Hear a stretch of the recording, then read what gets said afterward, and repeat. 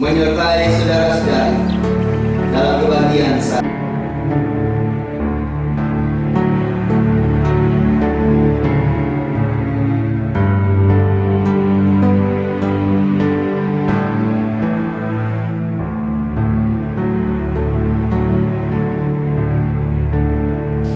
firman Tuhan mau berbicara kepada kita tentang hal pengutusan, ya, yang dilakukan oleh Allah sendiri. Dari Injil Yohanes pasal 20 ayatnya yang ke-19 sampai ayatnya yang ke-23.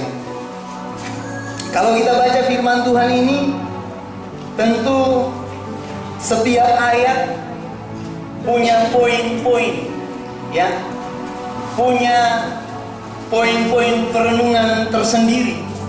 Pada ayatnya yang ke-21, kalimat yang terakhir, sama seperti Bapa mengutus aku, demikian juga sekarang aku mengutus kamu.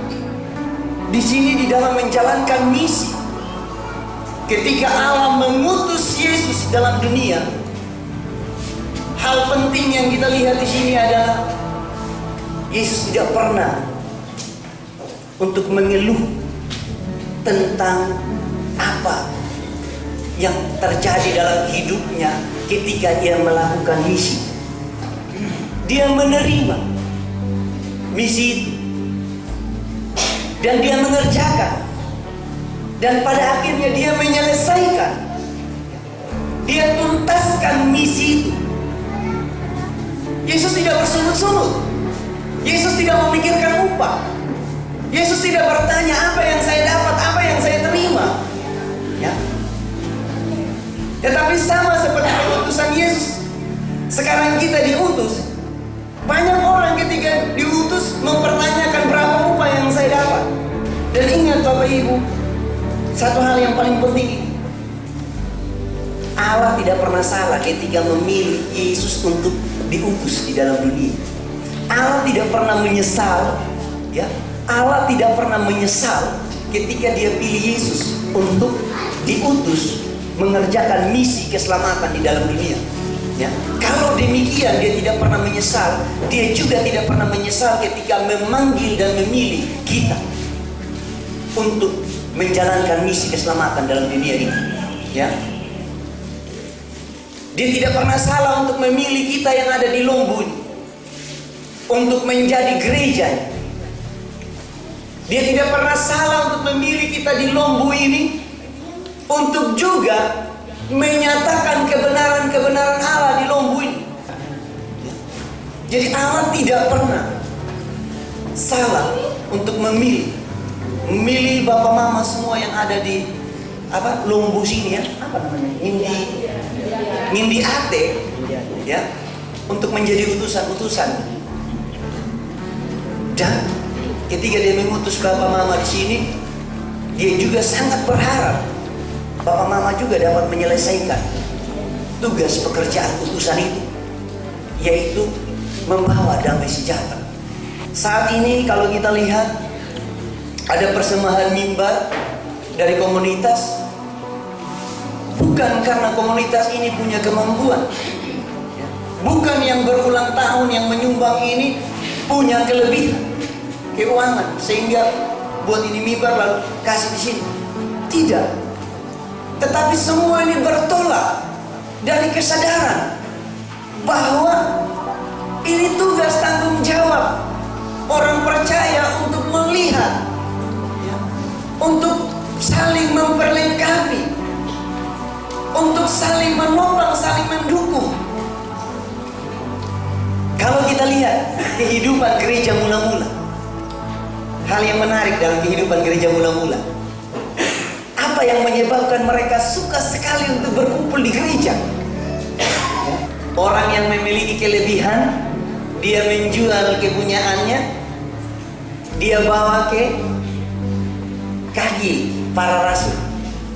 Untuk apa? Dibagikan kepada yang kurang, yang tidak mampu. Orang yang lapar dikenyangkan, orang yang punya tidak tidak berkelebihan, orang yang berkekurangan tidak merasa kekurangan. Tapi kalau gereja berpikir secara individu, secara sendiri-sendiri, maka saya yakin yang kaya tetap kaya, yang miskin sudah terinjak terus, kan begitu ya. Yang lapar ya sudah, kau kurang isi terus ya, seperti itu ya. Tapi saya kurus bukan karena kurang isi ya, kurang minum ya. Ya. Lalu kita mulai lihat yang gemuk-gemuk di sini, oh itu sangat bergizi orang itu. Ya. Nah, saudara, jadi ini penting saat ini kita melihat pada pribadi kita bahwa kita adalah orang yang diutus oleh Tuhan saat ini ya.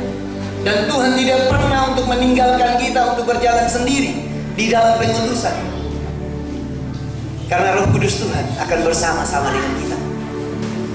Dan inti dari semuanya adalah milikilah hati yang sama seperti Kristus untuk melakukan tugas, tanggung jawab, dan menyelesaikan tugas tanggung jawab yang diberikan oleh Tuhan kepada kita.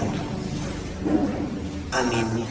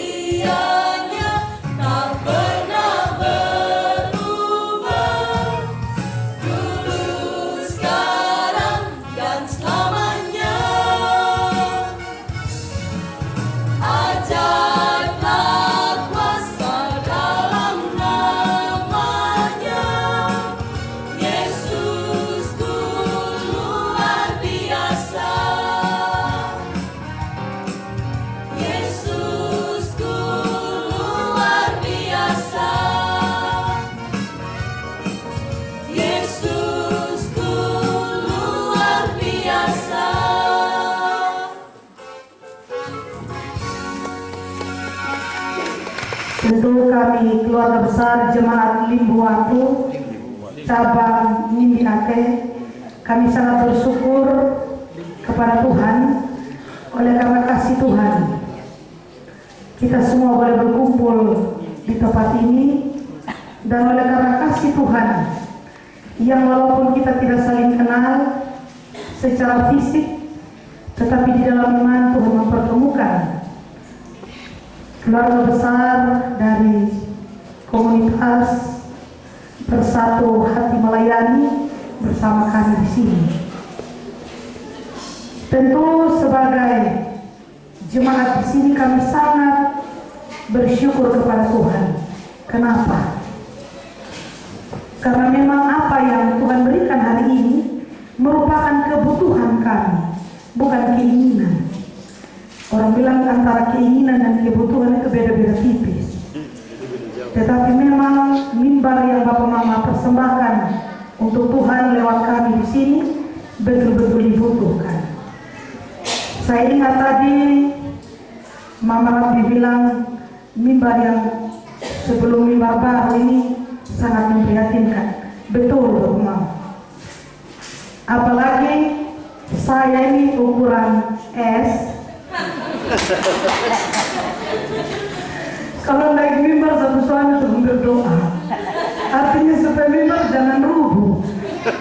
Karena memang mimbar kami sudah lapuk. Dan mimbar ini bersejarah. Mimbar ini telah dibuat sebelum saya jadi pendeta di sini. Bahkan Bapak kaum awam juga belum kaum awam di sini itu mimbar ada. Kami hanya bisa mengucapkan terima kasih dan juga kami hanya bisa mendoakan supaya apa yang menjadi program pelayanan Bapak Mama senantiasa diberkati Tuhan dan kehadiran Bapak Mama di mana saja menjadi berkat bagi setiap orang yang menerima.